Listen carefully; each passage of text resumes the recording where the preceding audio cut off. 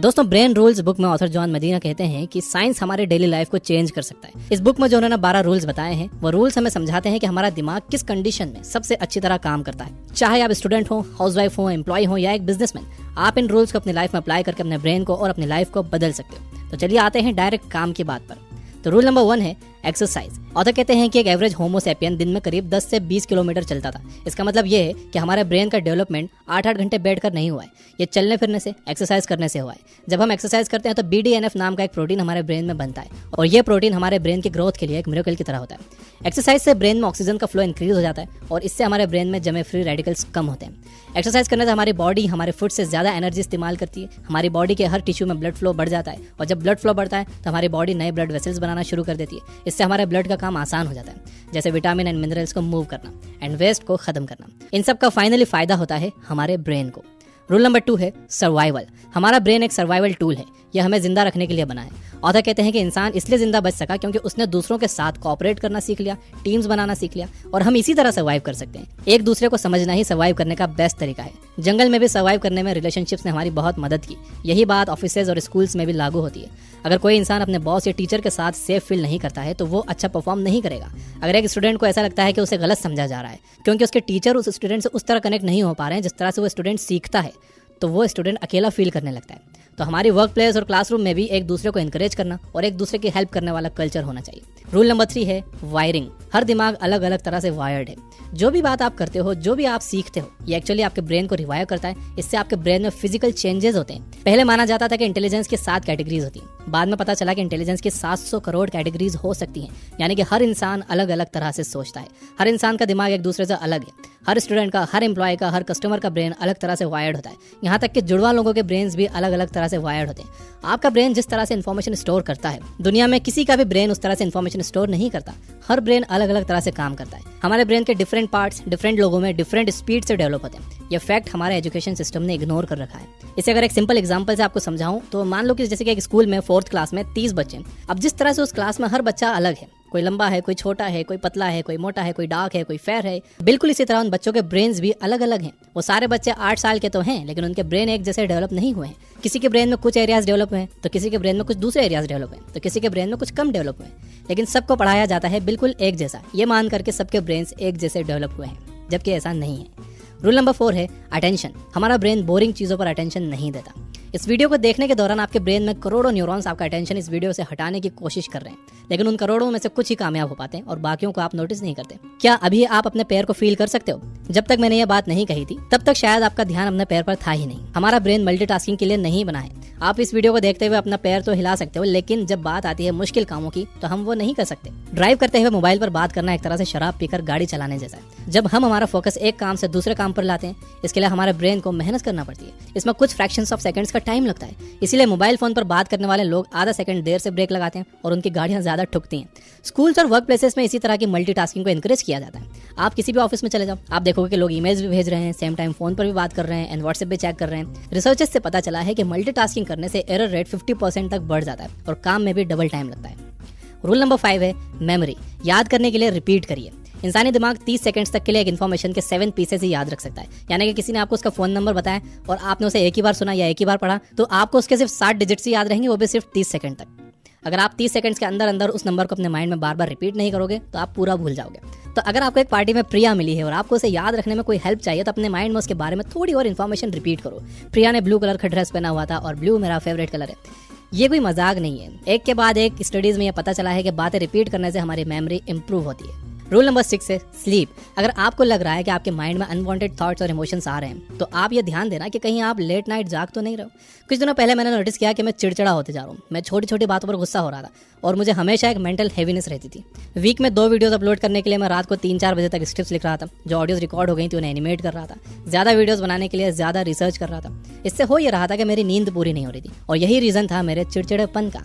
जब हमारी नींद पूरी नहीं होती है तो हमारा माइंड अनवांटेड थॉट्स और इमोशंस को क्लियर नहीं कर पाता। मैं आपको बहुत इंटरेस्टिंग रियल लाइफ स्टोरी सुनाता हूँ पीटर ट्रिप की। 1959 में radio show host Peter trip ने कॉज के लिए पैसा जमा करने के लिए एक अनोखा तरीका अपनाया। उन्होंने डिसाइड किया कि वो न्यूयॉर्क के सबसे बिजी एरिया टाइम्स स्क्वायर में ट्रांसपेरेंट कांच से बने बूथ में 200 घंटे बिना सोए गुजारेंगे और रेडियो पर अपना शो भी वहीं से ब्रॉडकास्ट करेंगे। उन्होंने फेमस स्लीप रिसर्चर विलियम डेमेंट और दूसरे रिसर्चर्स को भी इस दौरान उनकी जांच करते रहने के लिए कहा। तो रिसर्चर्स ने देखा कि पहले 72 घंटे तो सब कुछ ठीक था। ट्रिप अपना 3 घंटे का शो भी बहुत ह्यूमर के साथ बिल्कुल प्रोफेशनल तरीके से कर रहे थे, लेकिन उसके बाद फिर चीजें बदली।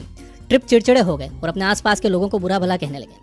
100 घंटे जागने के बाद रिसर्चर्स ने उनकी कॉग्निटिव स्किल्स यानी कि सोचने, समझने और एक्शंस लेने की स्किल को टेस्ट किया, तो वो इसे कंप्लीट नहीं कर पाए। 120 घंटे यानी कि 5 दिनों बाद ट्रिप में मेंटल इंबैलेंस के रियल साइंस दिखने लगे। स्लीप रिसर्चर विलियम डेमेंट ने कहा कि ट्रिप को रात के समय में एक्यूट पैरानॉइड साइकोसिस हो जाता था, यानी उन्हें ऐसी चीजें दिखती थी जो वहां होती ही नहीं थी। ट्रिप को लगता था कि उन्हें सुलाने के लिए कुछ लोग उनके खाने में नींद की दवा डाल रहे हैं। ट्रिप और ज्यादा हिंसक हो गए थे और 200 घंटे बाद ट्रिप सीधे अपने घर पे गए और काफी दिनों तक सोते रहे। तो ये होता है जब हम हमारी नींद पूरी नहीं करते। रूल नंबर 7, स्ट्रेस में रहने वाले ब्रेन कोई भी चीज जल्दी नहीं सीखते। ऑथर कहते हैं कि हमारा ब्रेन स्ट्रेस से सिर्फ 30 सेकंड्स तक ही लड़ने के लिए डिजाइन किया गया है, ये लॉन्ग टर्म स्ट्रेस के लिए डिजाइन नहीं हुआ है। वो कहते हैं कि प्राचीन समय में या तो नुकीले दांतों वाला शेर आपको खा जाता था या आप भाग जाते थे। जो भी होता था 30 सेकंड्स के अंदर अंदर हो जाता था। ये स्ट्रेस 30 सेकंड्स की ही होती थी। लेकिन आज के समय में हो सकता है कि आपका बॉस बुरा हो, यानी कि तेज दांतों वाला शेर आपके दरवाजे पर ही खड़ा है कई सालों से। हो सकता है कि आपकी मैरिड लाइफ बुरी हो, तो तेज दांतों वाला शेर हो सकता है कि आपके बेड पर ही है कई सालों से। अगर आप चाहते हो कि आपके बच्चे अपनी पढ़ाई में अच्छा परफॉर्म करें, तो आपके अपने लाइफ पार्टनर के साथ अच्छे रिलेशंस होने चाहिए। और आपके पास सिर्फ एक ही दिमाग है। यही दिमाग आपके साथ घर पर भी होता है और यही दिमाग आपके साथ काम पर भी होता है। घर में आपको जो स्ट्रेस हो रही है उसका असर आपके काम पर होगा और काम पर होने वाले स्ट्रेस का असर आपके घर पर होगा। रूल नंबर 8 है सेंसरी इंटीग्रेशन। हमारे जो 5 सेंसेस हैं, देखना, टच करना, सूंघना, टेस्ट करना और सुनना, ये साथ मिलकर ही काम करने के लिए बनी है।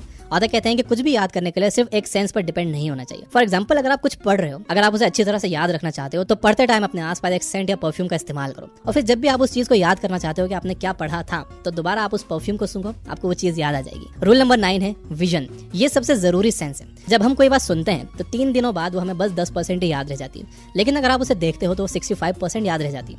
ऑथर कहते हैं कि एंशिएंट टाइम में हमने खतरे को देखकर ही समझा है और खाना भी देखकर ही पहचाना है। इमेजेस टेक्स्ट को बीट कर देती हैं, क्योंकि हमारा माइंड टेक्स्ट में नहीं इमेजेस में सोचता है। अगर मैं आपसे कहूं कि आप एक कार के बारे में सोचिए, तो जरा 1 सेकंड के लिए आप एक कार के बारे में सोचिए। सोच लिया?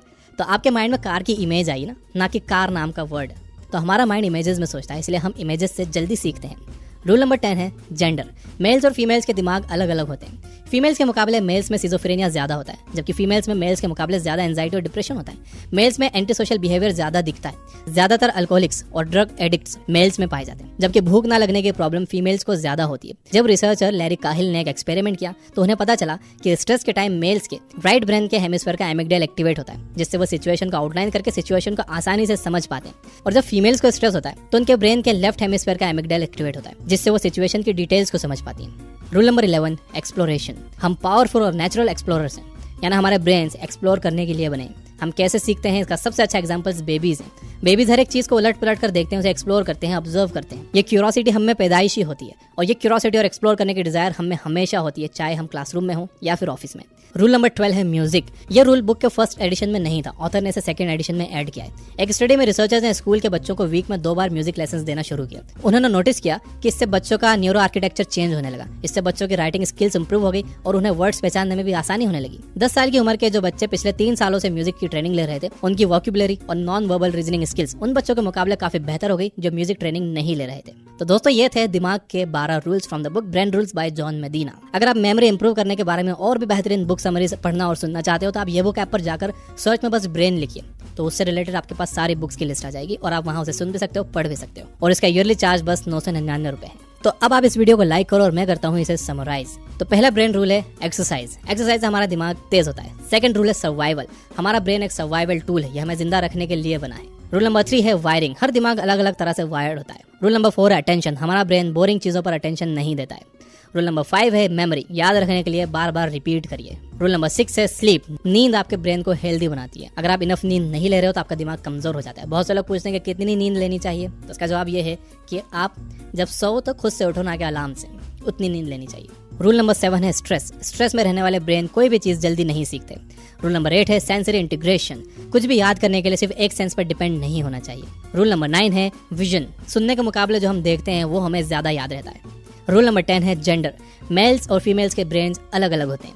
रूल नंबर 11 है एक्सप्लोरेशन। हम पावरफुल और नेचुरल एक्सप्लोरर्स हैं, यानी हमारे ब्रेन एक्सप्लोर करने के लिए बने हैं। और रूल नंबर 12 है म्यूजिक। म्यूजिक से हमारे ब्रेन की फंक्शनलिटी इंप्रूव होती है। तो ये थे 12 रूल्स। वीडियो पसंद आई हो तो लाइक जरूर करना, और अगर आपने अभी तक सब्सक्राइब नहीं किया है और घंटी वंटी नहीं दबाई हो तो सब्सक्राइब करके घंटी वंटी दबा दो, ताकि अगली वीडियो आए तो आपको नोटिफिकेशन आ जाए। क्योंकि आप में से मुझे बहुत लोगों के कमेंट्स आते हैं कि नोटिफिकेशन नहीं आ रहे, तो घंटी दबाओ। Finally, you guys are amazing. Keep reading, keep learning, keep growing. Thank you for watching.